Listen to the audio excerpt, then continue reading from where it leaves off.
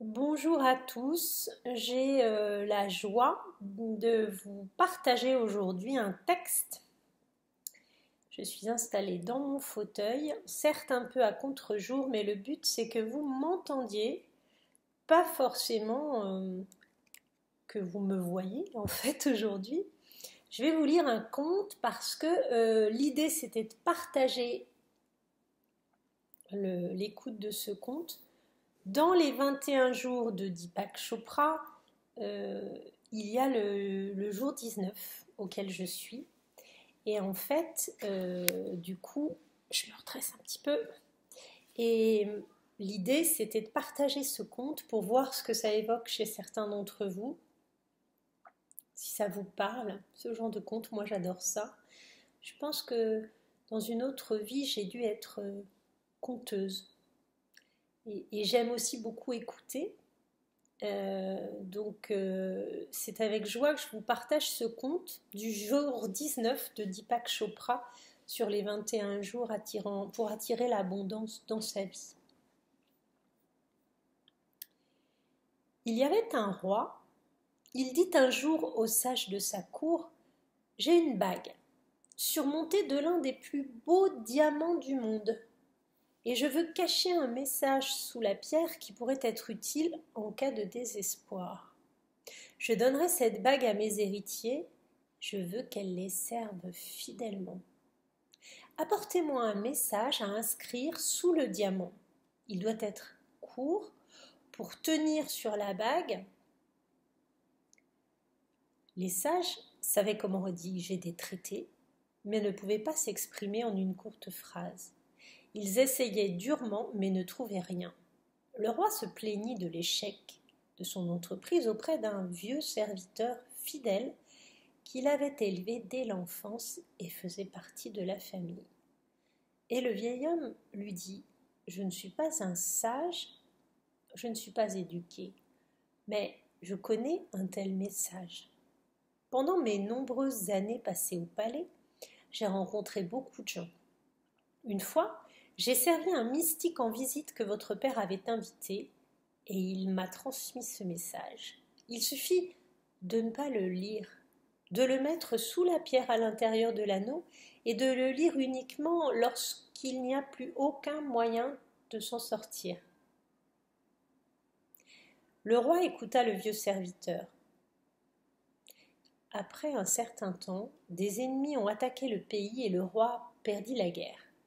Il s'enfuit sur son cheval, poursuivi par ses ennemis. Il était seul, ils étaient nombreux. Il chevaucha jusqu'au bout de la route. Il y avait une grande falaise devant lui, et s'il tombait, ce serait la fin. Il ne pouvait pas revenir en arrière, et les ennemis approchaient. Il entendait déjà le cliquetis des sabots de leurs chevaux. Il n'y avait aucun moyen de s'en sortir, il était désespéré. Puis, il se souvint de l'anneau, de l'anneau. Il l'ouvrit, trouva sous la pierre une inscription de 3 mots.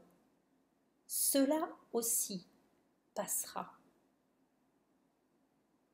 Après avoir lu le message, il sentit que tout s'était calmé. Apparemment, les poursuivants l'avaient perdu en allant dans la mauvaise direction.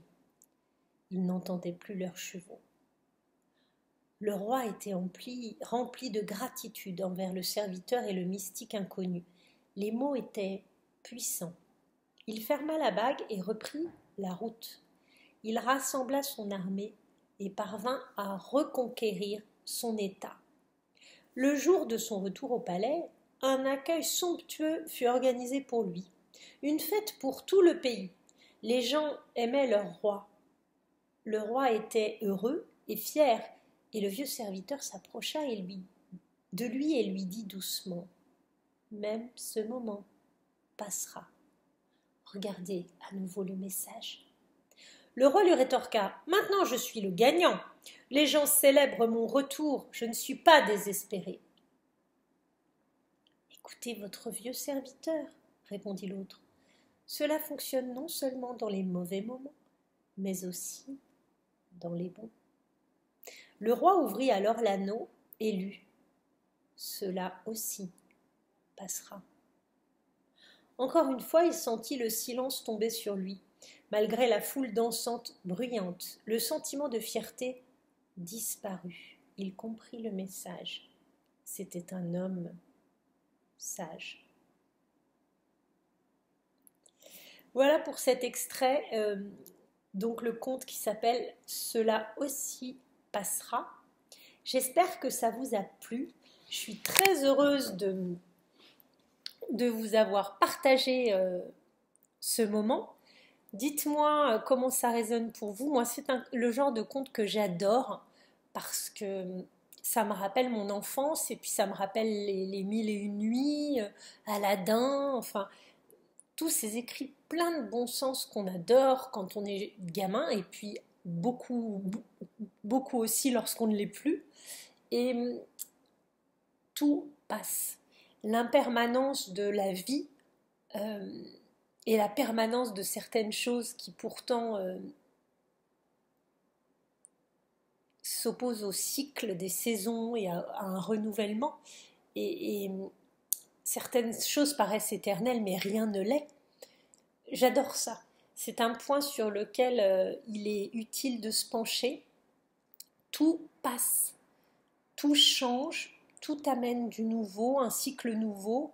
Nous sommes dans une évolution perpétuelle, comme des petits maillons d'une grande chaîne, et en fait, on est là pour un moment, mais le côté plus durable est ailleurs, et pas sur Terre. Et en fait, ici, les coups de mou ou les euphories, comme les nuages, passent dans le ciel, mais ne font que passer. C'est-à-dire que les mauvais moments terribles, terrifiants, anxieux, bouleversants, chaotiques, passeront aussi pour ceux qui en ont vécu.